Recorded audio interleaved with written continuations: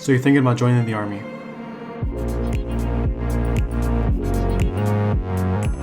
Hey guys, welcome back to the channel. Today we're going to be talking about 5 pros of joining the Army. So let's start off with pro number 1, travel. Everyone loves to travel. Who doesn't, right? Now, the US has so many bases all over the world, from Asia to Europe to even South America and Africa. In Asia, you have South Korea and Japan. In Europe, you have Italy, Germany, and Poland, just to name a few, but you have bases all over the world, and the Army gives you an opportunity to travel for free because they take you and your belongings and they ship you to wherever they need you. Now, more often than not, it's typically overseas, but there is a possibility that you can be stationed in another state. So let's say you're from the East Coast. Maybe they ship you to JBLM in Washington. And if you're on the West Coast, maybe they, send you to Georgia, or even Fort Leonard Wood, which is where I went to basic training. But more often than not, they will send you overseas because we have so many bases. And the second pro of joining the Army is a guaranteed paycheck every 2 weeks. Or if you opt in for 1 paycheck a month, you can do that. Now it ranges from, rank, where you're stationed at. But if you join, straight out of high school, then probably start off as like E1, E2, your pay will be a lot less. So here's an example. I graduated with a BA degree, right?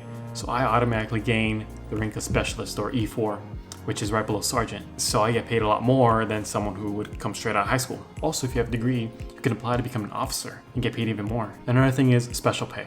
Special pay can be living, in a dangerous environment, combat environment, being near a foreign country that is, like people up north here. So for me, being in South Korea and, the north being just right over the hill, we get hazardous duty pay. So it's an extra $150 to $50 depending on where you are stationed in Korea. But that's some extra hazard duty pay. And then you also have more special pay, like airborne pay. If you want to jump out of airplanes, that's an extra $150 a month. That's not bad, honestly. And there's also other special duty pays, such as if you want to be an Army Ranger, you get paid an extra, like $300? So if you do Ranger school, if you go airborne, right? 300 plus 150, plus if you're stationed in South Korea, it's an extra 150 on top of that. You're looking at some pretty serious money right there. Now, the third pro of joining the Army is benefits. Now, you can have free college, right? The Army pays for everything, and certifications. So if you want to be certified in CPR, you can do that if you want to be certified. So if you join for college, that's a good thing because the Army pays for everything, even books, because books are expensive. I would know. Now, if you want to use your GI Bill after your contract is up, you can do that, or you can play the system and get a degree while you're in, and then use your GI Bill outside to get a master's or whatever you want. Because while you're in service, you're not using your GI Bill. The Army pays for everything while you're in the service. So once you get out, and if you haven't used that GI Bill, you can still use it and get yourselves a master's or another bachelor's, whatever you want. Another benefit is healthcare. That's virtually free because the Army builds the hospitals. They hire their nurses and they offer everything from simple, dental and optical to more complex things like surgeries. And it's all virtually free. What do you mean virtually free? So it's not free? No, it's not free, it's virtually free. So they do take out a small portion of your paycheck every month to pay for those services, but it's not as bad as you think. I'll explain that in a later video. Moving on to point number 4 of joining the Army is experiences. Now, very few people actually join the military. Those very few people actually get to do things that no one else gets to do anywhere in the world. You can have awesome experience overseas or even in the US. It just depends on how adventurous you are and if you're willing to go out there and explore new things as a person.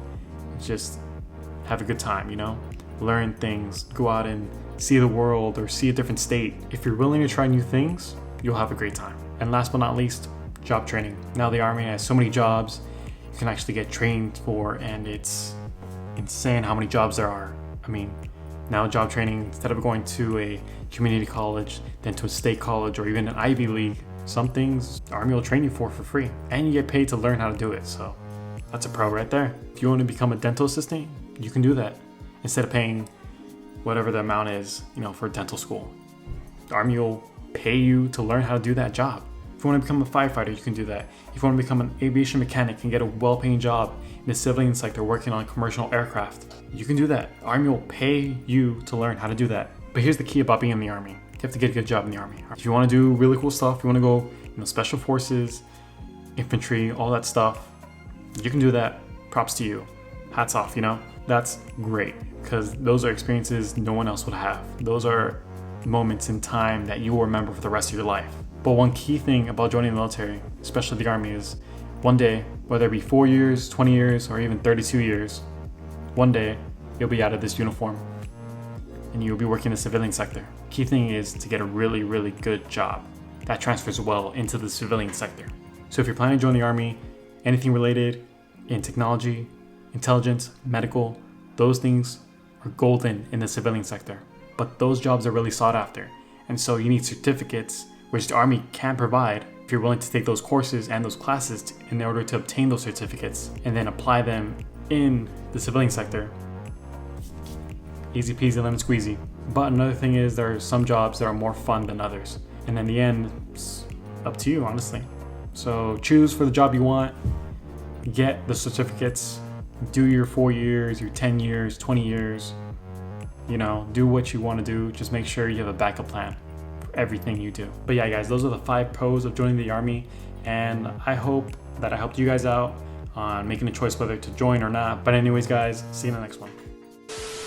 It'd be cool if I do it this way. What if I do it like this? Down? Yeah, maybe.